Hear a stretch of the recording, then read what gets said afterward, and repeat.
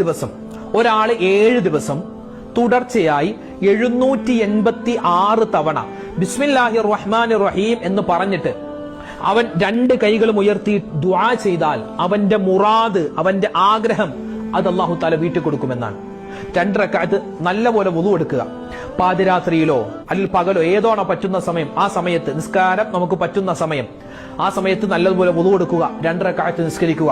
നിസ്കരിച്ചിട്ട് 786 വട്ടം നേർച്ചയാക്കും. പഠിച്ചവനെ, എന്റെ ഒരു ആഗ്രഹമുണ്ട്, എനിക്കൊരു ജോലി കിട്ടണം, അല്ലെങ്കിൽ എന്റെ വിവാഹം ശരിയാവണം.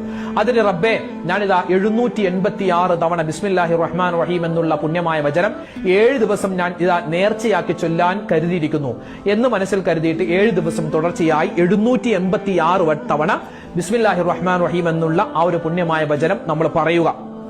പറഞ്ഞിട്ട് നല്ലവണ്ണം ദുആ ചെയ്യാം. ഇൻഷാ അല്ലാഹ് ആ ബിസ്മിയുടെ ബറക്കത്ത് കൊണ്ട് നമ്മൾ ആഗ്രഹിച്ച ആ ഒരു കാര്യം അല്ലാഹു തആല നിർവഹിച്ചു.